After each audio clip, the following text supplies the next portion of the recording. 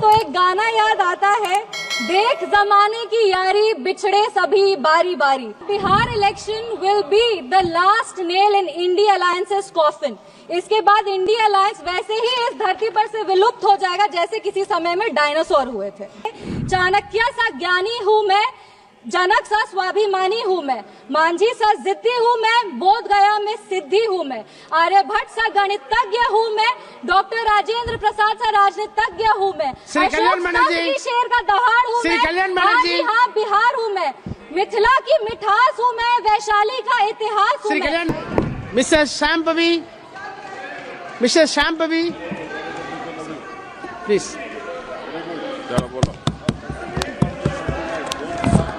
No, your turn will come from your party. So, honorable member, you are a senior member. Wait, you are a senior member. If you want to react for each and every member from the treasury benches, we cannot conduct the house. Please, whatever be the allegation made by him can be counted by other member in your alliance. Please. धन्यवाद सभापति महोदय। I will look into.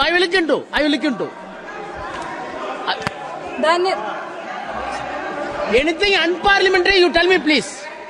धन्यवाद। Honorable, I will correct धन्यवाद सभापति महोदय।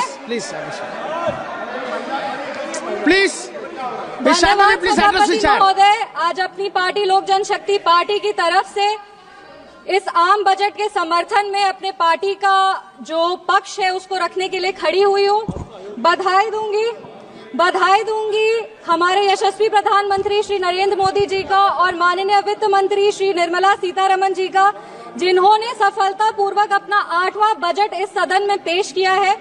पूरे बिहार की ओर से उनका आभार व्यक्त करूंगी, वित्त मंत्री का आभार व्यक्त करूंगी कि जब वो बजट को इस सदन में प्रस्तुत कर रही थी तब वो बिहार की बेटी पद्मश्री दुलारी देवी द्वारा जो उनको मिथिला पेंटिंग की साड़ी भेंट की गई थी वो पहनकर वो अपने बजट का भाषण दी थी। इससे बिहार का गौरव, बिहार का सम्मान बरकरार रहा है। 2037 तक विकसित भारत के निर्माण में सर ये बजट एक अहम भूमिका निभाएगी और सिर्फ भारत को विकसित बनाने में ही नहीं, बिहार को भी विकसित बनाने में और बिहार के विकास को एक नई गति प्रदान करने में ये बजट एक बहुत महत्वपूर्ण भूमिका में रहेगी। कहीं हमने पढ़ा था कि the be in the budget stands for Bihar, और ये बात सत्य है कि आज बजट का बी बिहार के लिए, क्योंकि जब विपक्ष की सरकार थी तो बीमारों का बी बिहार के लिए होता था। हमने वो लंबा सफर तय करके आज एनडीए सरकार की वजह से हम यहाँ पर खड़े हैं।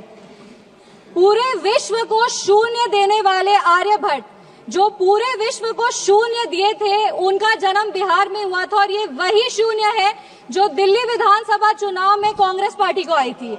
और अगर आज बिहार को 2 शून्य अधिक मिल रहे हैं तो विपक्ष को इतनी तकलीफ क्यों हो रही है? जिस सरकार ने बिहार में विकास लाए हैं, बिहार हमेशा उनका आभारी रहेगा। हम उस बिहार की बेटी हैं सर जो इस देश की रीढ़ की हड्डी है, वो चाहे आपके कॉर्पोरेट सेक्टर्स हो, वो चाहे आपके सॉफ्टवेयर आईटीज हो, वो आपके इंफ्रास्ट्रक्चर को खड़ा करने वाले मजदूर हो, वो आपके घर के सहयोगी हाथ हो। हर घर में सर एक बिहारी है, आपके घर को घर बनाने वाला आदमी बिहारी है। बिहार का उत्थान अब अडिग है और बिहार के विकास में अब कोई भी बाधा नहीं आएगी। रीजनल फेवरेटिज्म की बात करते हैं सर, 2004 में डीएमके पार्टी के समर्थन के लिए तमिल को क्लासिकल लैंग्वेज घोषित कर दिया गया था और उसके लिए एक यूनिवर्सिटी की स्थापना भी की थी। तब बिहार वासी को और बिहारियों को कोई दिक्कत नहीं था, पर आज जब बिहार को ज्यादा मिल रहा है तो विपक्ष को इतनी तकलीफ क्यों हो रही है?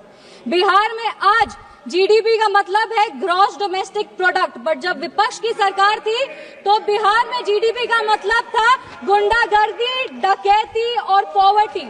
हम बिहार में जमीनी स्तर पे काम करते हैं, इन लोगों ने बिहार में जमीन हड़पने के लिए काम किया है। हम दोनों में बस यही अंतर है। संविधान विरोधी कहते हैं और नेता प्रतिपक्ष भी जब राष्ट्रपति अभिभाषण के धन्यवाद प्रस्ताव में बोल रहे थे तो जितने बार उन्होंने भारत का नाम नहीं लिया था उससे ज्यादा वो चाइना के बारे में बात कर रहे थे। और ये इनका एक ट्रेडिशन रहा है कि चाइना के मॉडल से ये बहुत प्रभावित रहते। नेशनल एडवाइजरी काउंसिल भी चाइना से प्रेरणा लेकर के ही स्थापित की गई थी।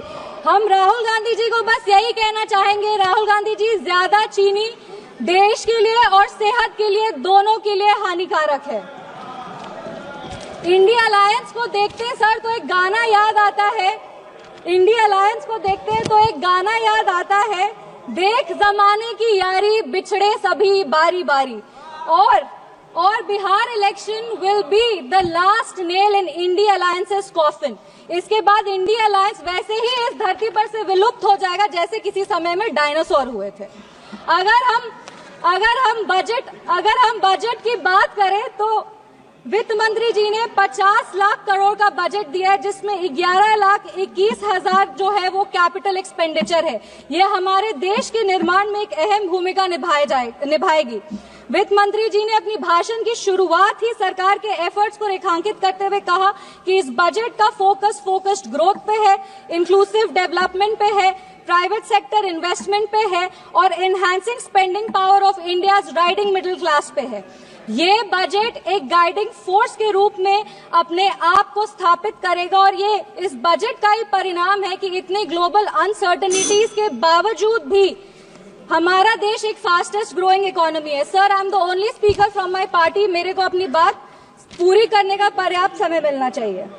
No nation can prosper without respecting its farmers. किसान हमारे अन्नदाता है, अन्नपूर्णा देवी का साक्षात स्वरूप हमारे किसान है। काफी सारी ऐसी योजनाएं जो आत्मनिर्भर विचारधारा से किसानों को सशक्त करने के लिए लिया जा रहा है। प्रधानमंत्री धन धान्य कृषि योजना हो, जो 100 जिले जिसमें कम उत्पाद होते हैं वहां पर लगभग 150 करोड़ किसानों को ये योजना जो है वो फायदा देगी। वो फसल विविधीकरण हो, सिंचाई हो या ऋण उपलब्ध कराना हो, इस योजना के तहत किसानों को सशक्त किया जाएगा। Rural prosperity and resilience programme के तहत ग्रामीण क्षेत्रों को मजबूत किया जाएगा, आर्थिक रूप से उनका सशक्तिकरण होगा। आत्मनिर्भरता in pulses. Sir, I am the only speaker from my party sir, I have enough time, I know. Mission for आत्मनिर्भरता इन पल्सेस के तहत तूर, उड़द, मसूर दाल जैसे जो उत्पादन है उसको भी पूरा किया जाएगा। आप कम समय दे रहे इसीलिए हम फोकस पे आते हैं। दलितों का उत्थान के लिए सरकार ने क्या काम किया। पद्मश्री आचार्य किशोर कुणाल ने अपनी किताब दलित देवो भव में लिखा था, जिस दिन समता की आधारशिला पर बनेगा सुदृढ़ वितान, धन्य होगा यह देश और संगठन हमारा होगा अत्यंत महान। जब भारत के भाल पर सुशोभित होगी जाति समता की पताका, तब मिटेगी इस देश की दारुण दुखों की राका। इसी को आधारशिला बनाते हुए, एक सेकंड सर प्लीज, एक second sir, let me complete. इसी को अपनी आधारशिला बनाते हुए दलितों के लिए बहुत काम हुआ। उसके कुछ आंकड़े हैं जो हम पेश करना चाहेंगे। महिलाओं को अनुसूचित, जो महिलाएं अनुसूचित जाति जनजाति से आती है, उनको पहली बार ऐसी 5 लाख फर्स्ट टाइम एंटरप्रेन्योर्स होंगे जिनको 5 साल में 2 करोड़ की राशि दी जाएगी। दलितों के लिए जो बच्चे हैं जो पढ़ाई कर रहे हैं उनके लिए पोस्ट मैट्रिक स्कॉलरशिप प्रोग्राम है और प्री मैट्रिक स्कॉलरशिप प्रोग्राम है। Thank you. Please conclude. Give me 5 minutes, sir. Please let me complete. It is not possible. 10 parties. Please, madam. 10 parties together have been allotted only 17 minutes. Already you took 7 minutes. Post matric scholarship scheme के तहत 2024 में लगभग 4.5 लाख ऐसी छात्रों को 5 करोड़ की छात्रवृत्ति वितरित की गई है और प्री मैट्रिक स्कॉलरशिप स्कीम के तहत 18 लाख छात्रों को 437 करोड़ की राशि दी गई है। सर, अनुसूचित जनजाति बिहार में लगातार जातियों को सिर्फ राजनीतिक लाभ के लिए इस्तेमाल किया गया था जब विपक्ष की सरकार थी। इंदिरा गांधी जी बेलची गांव गई थी हाथी पे चढ़कर, उसके बाद भी उन्होंने सिर्फ और सिर्फ उनके लाभ के लिए दलितों को प्रताड़ित किया गया। जब लालू यादव जी आज समाजवाद पे बहुत लंबे भाषण देते हैं, पर ये बात सत्य है कि अगर सबसे ज्यादा दलित को प्रताड़ित किया गया था तो वो उन्हीं की शासनकाल में किया गया था। हम अपने राष्ट्रीय अध्यक्ष श्री चिराग पासवान जी का आभार व्यक्त करते हैं, जिनके प्रयासों सर 5 मिनट्स जिनके प्रयासों के वजह से आज निफ्टन जैसे जो इंस्टीट्यूट है वो बिहार में आ रहे हैं और आने वाले समय में बिहार ईस्टर्न हब में एक जो फूड प्रोसेसिंग है उसका एक नोड बनेगा। आईआईटी पटना को विस्तृत किया जाएगा। Sir 2 minute. Thank you. Please sir please 4 पंक्ति पढ़कर हम अपने वाणी को विराम दे रहे हैं। सर, बिहार के गौरव को और बिहार की जो इतिहास रहा है उसको बार बार इस सदन में उछाला जाता है बिहार के खिलाफ। कई सारी बात विपक्ष कहते हैं, 5 पंक्ति सर हम पढ़ेंगे। चाणक्य सा ज्ञानी हूं मैं, जनक सा स्वाभिमानी हूं मैं, मांझी सा जिद्दी हूं मैं, बोध गया में सिद्धि हूं मैं, आर्यभट्ट सा गणितज्ञ हूं मैं, डॉक्टर राजेंद्र प्रसाद सा राजनीतिज्ञ हूं मैं, श्री कल्याण बनर्जी, शेर का दहाड़ हूं श्री मैं, कल्याण बनर्जी, हाँ बिहार हूं मैं, मिथिला की मिठास हूं मैं, वैशाली का इतिहास हूं श्री मैं, कल्याण बनर्जी, मगध का nothing will go on record except Kalyan Banerjee. साम्राज्य